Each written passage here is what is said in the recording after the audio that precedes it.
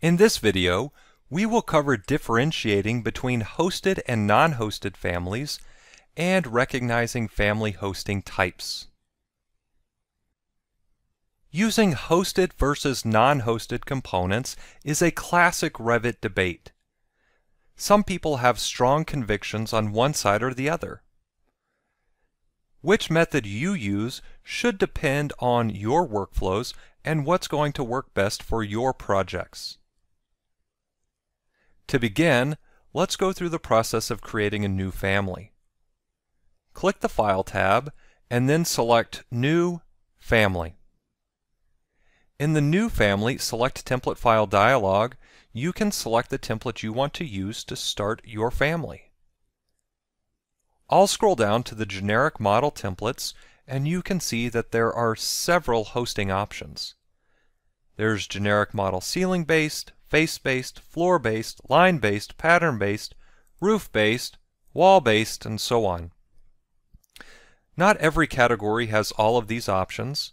For example, for lighting fixture, they're ceiling-based and wall-based, but you can select one of the generic model templates, such as generic model face-based, and then change the category of that family.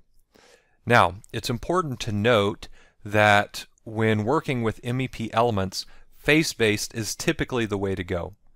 And the reason why is because if you select the lighting fixture ceiling-based or another ceiling-based template, then the ceiling must be in the host model. In other words, you can't place a ceiling-based lighting fixture in the ceiling of a linked architectural model. And so once again, most of these require that the host component be in the host model, whereas face-based will allow you to place it on a surface in the linked model. And so that's typically the way we want to go with MEP components. I'll select Cancel. We won't create a new family right now. And I'll zoom into the electrical room. When I select a panel board, you can see a placement panel on the contextual ribbon. And you can see that face is selected. And so this is typically indicative of a face-based family. There's also a Pick New tool, which is Pick New Work Plane. And so right now, this panel board is hosted to this wall in the architectural model. But you could select Pick New, and then you could select another wall in the architectural model, or another face if you desired. Once again, that is typically indicative of a face-based family. You can also click Edit Family to open the family, and then in this case we see an extrusion along with the panel board. And so that extrusion indicates that this is a face-based family. I'll create a new family real quick just to show the differences. If I select lighting fixture ceiling based and then click open, we can see a ceiling component in the family. And so the point I'm trying to make here is that when you're working with some type of hosted component, you're going to see a host element in the family, and it should be labeled according to what the host is. So in a face-based family, we have an extrusion, and that indicates that we can place this panel board on a face. And when we're placing a face-based family, we can choose to place on a vertical face or a face of any orientation. Okay, now once again, that's how you can tell if a component is a hosted component and specifically what that hosting type is.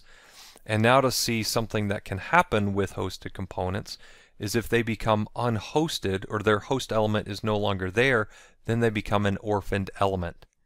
And so we can see that by removing the link.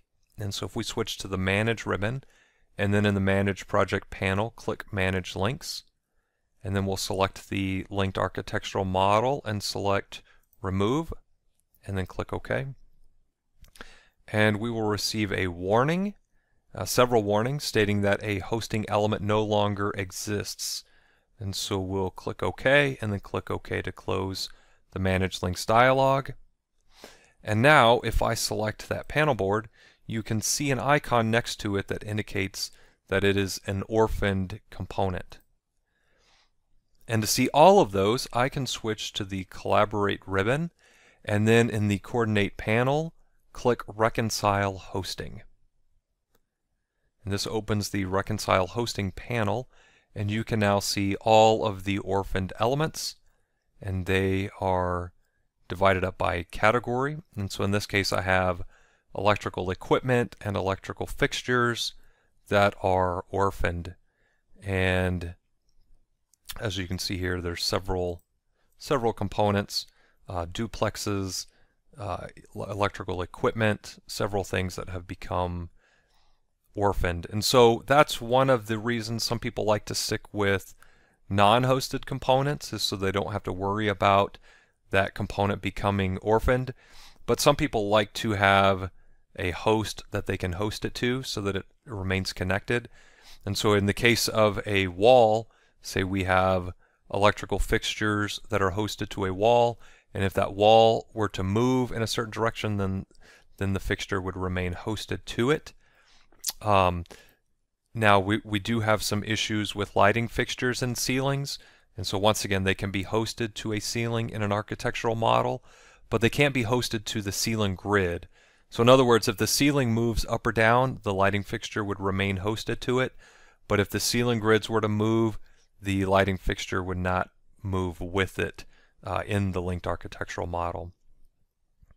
So once again, hosted versus non-hosted components, a classic Revit debate, but you should use the method that works best for you and your projects.